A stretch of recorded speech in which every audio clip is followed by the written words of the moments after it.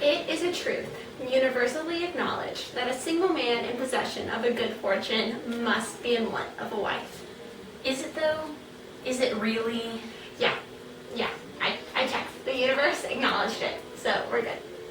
It's a fact. I wanted to analyze Pride and Prejudice and season 17 of The Bachelor with a Marxist feminist critical lens.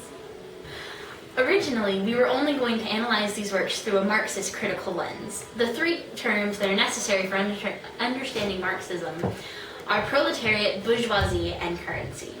The proletariat is the working class, the ones in the lower social strata. The bourgeoisie is the ruling class, the upper class, which is significantly smaller than the proletariat. The currency is anything of value that moves someone from the proletariat to the bourgeoisie. The proletariat will fight amongst themselves to gain currency to move into the bourgeoisie. Okay, so we decided that for our thesis and for our works, that the currency was essentially a man, having a man in the sense of having a marriage or some sort of long-term committed relationship like an engagement. We decided that that's what took the unmarried proletariat to the married bourgeoisie. Now, the unmarried proletariat are single women who essentially do not have either the economic or social stability as the married bourgeoisie women, who, because they are married, have a certain level of social and economic validity that is not given to the unmarried proletariat. Although we acknowledge that both men and women feel societal pressure to get married, women seem to feel it much more so than men. It's acceptable for a man to be a single bachelor for as long as he wants, but a woman is expected to be constantly seeking a marriage.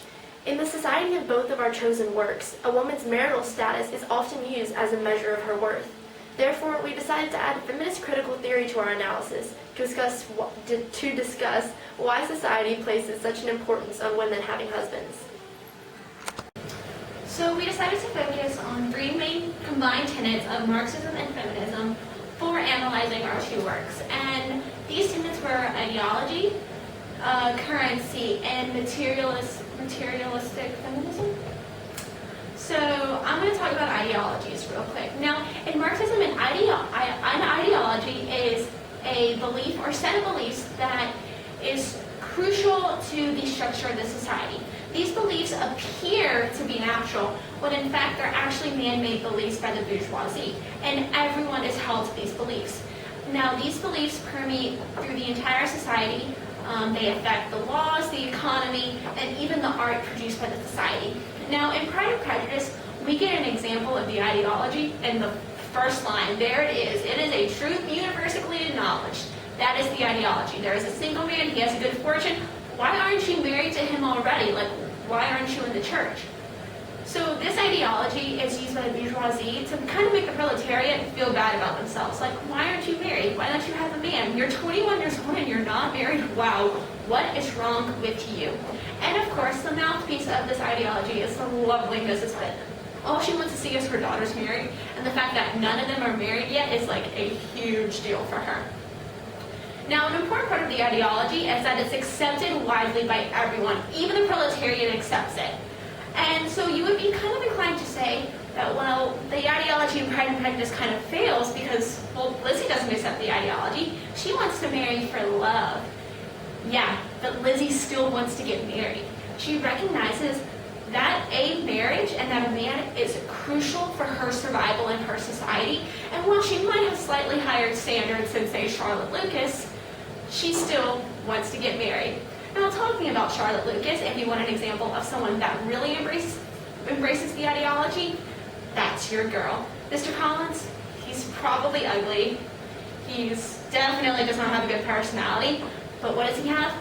Money. And he will probably never lose his job as the priest at the little village he works at. So he has a huge amount of economic stability, and he also brings about the validation of giving Charlotte a husband and removing the burden that she places on her family. So Charlotte accepts the ideology of the bourgeoisie, and by accepting that ideology, she's able to attain currency and move from her proletariat position to the bourgeoisie. Now, just to conclude this little discussion on ideology, to conclude the discussion on Pride and Prejudice ideologies, it's important to recognize that Pride and Prejudice Marxist itself is kind of a reflection of the ideologies of Austin society. Like I said earlier, ideologies permeate into the art. Pride and Prejudice, as a novel, is an art in Austin, and reflecting her society was also reflecting its ideologies. Now, moving to The Bachelor, we noticed something very, very interesting when just looking at kind of the history and the facts surrounding The Bachelor. The season we used was season 17 of just The Bachelor. That's not looking at The Bachelorette, Bachelor Pad, all these specials for the weddings and engagements, and she went wedding dress shopping stuff. That means there's a huge societal buy-in into The Bachelor. So what we kind of concluded is that The Bachelor is a very much condensed and hyped up version of the ideology that our society already has. That a woman needs a man in order to achieve the ultimate source of validation and success. Now, for some specific examples inside The Bachelor season itself, we looked at a volleyball game between some of the contestants. In this volleyball game, the contestants were put in direct physical competition, and it was really interesting to see the lengths to which they would go to win. They got downright vicious. Girls who seemed kind of normal before went downright crazy. And in this, we kind of found one of the important parts of the ideology. The ideology is used by the bourgeoisie to keep the proletariat tame and submissive. And while it might sound a little dramatic, if the proletariat is too busy fighting itself, it's never going to have the time to question the bourgeoisie authority that keeps it submissive. And so we kind of noticed that in the whole volleyball game, and how by keeping the girls squabbling, no one could really question, wow, this is really, really stupid. So in conclusion on ideologies, we saw that these ideologies were very crucial in both keeping the proletariat submissive and elevating bourgeoisie, but also forming these societal structures that our works are based off of. Pride and Prejudice, you wouldn't have the competition, you wouldn't have the plot if there wasn't that need for a husband. Similarly with The Bachelor, the show wouldn't exist if there wasn't already some societal need to see women compete for a husband. And that's what we thought was really interesting about how ideology played into these two works. Another important aspect was the currency, which we've already described as the affection of the man and eventually marrying the man. And in Pride and Prejudice, there are actually 4 eligible bachelors. There's Mr. Bingley, Mr. Darcy, Mr. Wickham, and Mr. Collins. And because the women have choices, the men have different worths as currency. So we'll start with Mr. Bingley. When he arrives in the plot, he already has a fairly high value because he is attractive and he's rich. And then as people get to know him and realize, hey, he's got a great personality too, and his value only increases. However, when he avoids Jane like the plague and moves to London, his value decreases because they think he's a really bad guy. But as soon as he comes back to Hertfordshire and proposes to Jane, he's once again very, very highly valued as currency. Mr. Darcy is a little bit more interesting. When he arrives, he originally has a pretty high worth as currency because he's attractive and he has a ton of money. However, at the Meryton Assembly, as soon as he opens his mouth, they realize that he's proud and above his company, and even his miserable half of Derbyshire couldn't save his reputation. So for a while, he has a very negative value as currency. But then as Elizabeth, our narrator, gets to know him better, he grows and increases in currency until the point when we reach his second proposal, when Elizabeth's ideas about him had gone through so material a change that he was one of the most valuable men in her acquaintance. Mr. Wickham does almost the opposite. Originally, he has a high value because he's charming and handsome and he likes to dance. But as Elizabeth gets to know who he really is, his worth plummets. Mr. Collins is a different story completely. He starts with a very negative worth because he's the dreaded cousin to whom Longbourn is entailed away. As soon as Mr. Bennet dies, before he's even cold in his grave, he's going to throw the Bennet girls out into the hedgerows and they're going to starve to death. However, when he actually arrives at Longbourn and expresses interest in marrying one of the Bennet girls, his value increases quite a lot until he has a pretty high value to everyone except for Elizabeth. And then when Elizabeth refuses his proposal and he eventually proposes to Charlotte Lucas, his value decreases yet again. bachelor was a little bit different because there was only one man. He was the ultimate currency, so he had a very high value. But his currency was assigned because the producers told everyone that he was valuable. If you saw Sean walking down the street, you probably wouldn't say, "Hey man, that's a really valuable piece of currency." But because these women were pitted in competition against each other, his worth grew exponentially. Another form of currency in The Bachelor was the rose. Because Sean couldn't just the first night pick a woman and say, "Yes, you are the one, I'm going to marry you," he hands out roses as signs of his affection. And the roses become very, very important. Because if you don't get a rose, you go home. But the woman with the most roses ends up winning and marrying Sean. So the roses take on a value of currency as well, only because they're an expression of Sean's affection and how close they are to winning the ultimate currency of Sean.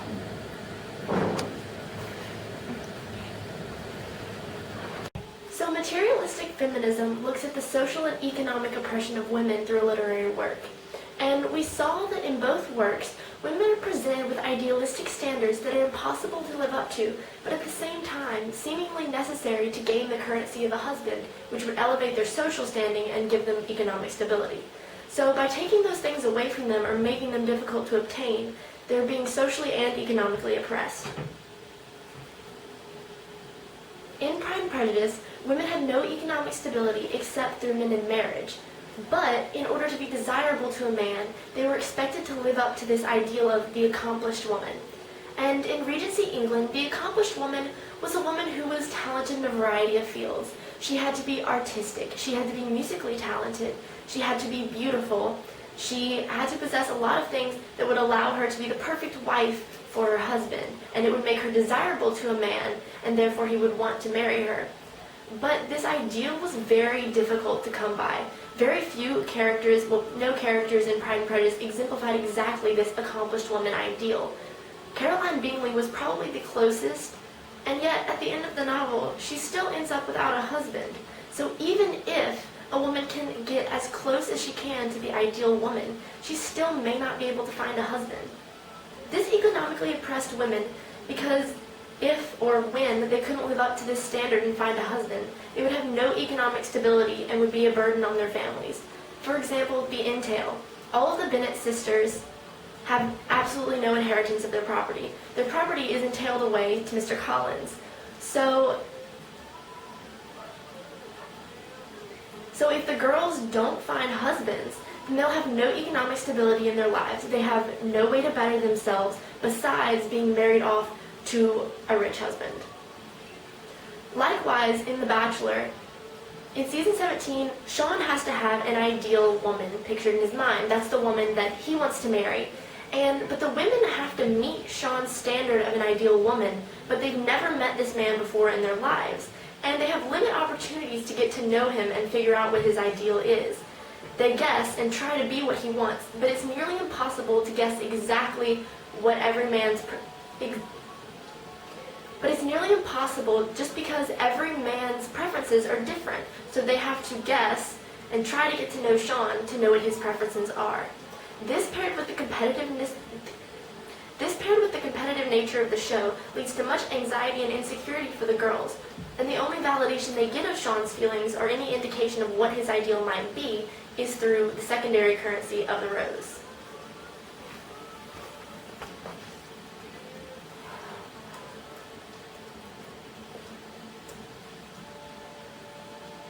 Besides causing this social anxiety and impairing women socially, The Bachelor also impairs women economically because, for a time, they must give up This also impairs women economically because they have to either give up their jobs for a time or quit their jobs completely. So they're not making money on the time that they're at this show because they feel that finding a husband is more important than gaining money for themselves to be economically stable. Even Sean, the bachelor himself, states that he wants a woman to settle down in marriage rather than be career-oriented. He considers sending home Catherine, who later becomes his future wife, because he feels that she has too lofty of career goals and she's too career-oriented to want to settle down with him. By his words and actions and behaviors, Sean shows that he wants to be the provider of a family and doesn't think that it would be right to have a wife that also wants to have a big income in the family. He expects his wife to be economically dependent on him. This is very contrary to our 21st century way of thinking. This seems like such an archaic concept, and it very much parallels with what we saw in Pride and Prejudice. But this shows that this is still very prevalent in our society today. Okay, so one really critical thing that we noticed about our two works is that they kind of present a before and after picture of feminism. Pride and Prejudice was written and is set during a time where the patriarchal society was very much legalized in the legal system and the economy. We're saying that a man represented social and economic security for the women of Pride and Prejudice, but a man did more than represent economic security. He actually was economic security. Women at that time could not inherit property, could not work, so it's perfectly understandable, though not exactly correct, to see why the women of Pride and Prejudice needed a husband so that they would be able to ensure their actual survival. However, looking at The Bachelor, we're well past the big feminist revolution. Women are economically independent. Women have their own jobs. Most women are economically independent for at least one part of their lives, and women are making just as much as their husbands and contributing just as much to family income. So we were still really perplexed about why there's still this need for a husband, because a husband now is no longer necessary for survival. He's only necessary for social validation, and that was very disturbing and very concerning to us because it shouldn't be that way. Yes, a woman should be able to choose whether or not she wants a husband for her own personal joy and for hopefully her husband's joy as well, but there shouldn't be that pressure that a husband is still necessary.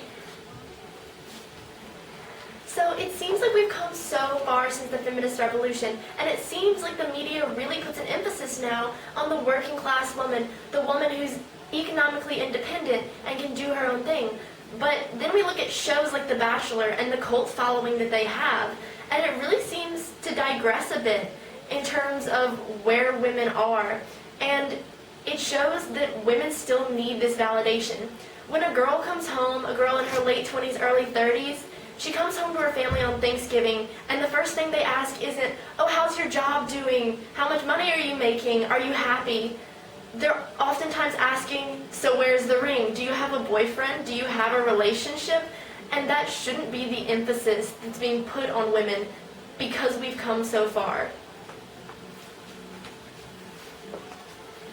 Another big contributing factor to all of this is how women will compete with each other. We're continually tearing ourselves and each other down based on whether or not we have a male companion. I mean, come on, how many times have you heard, "Did you hear who didn't get asked to prom?" What we really should be doing is focusing on each other and our strengths and how we can work together. We should look at ourselves as individuals, not as women who need men to be validated. So in the overall, we realized that our society's come a long way. I mean, you don't need to marry anymore to make sure that you'll be able to put food on the table. However, we still have a long way to go as far as social acceptance of unmarried women and women who choose maybe to wait a little longer before settling down and getting a husband. And also, it's important that we as teenagers not strap ourselves down to having a boy in our lives as defining our accomplishments and our value in life. We have so many exciting things going for us. We're beautiful, talented, and smart, and we have the capability to do amazing things in the world, whether or not some disgusting thing with the Y chromosome that lives down the street likes us or not. Thanks.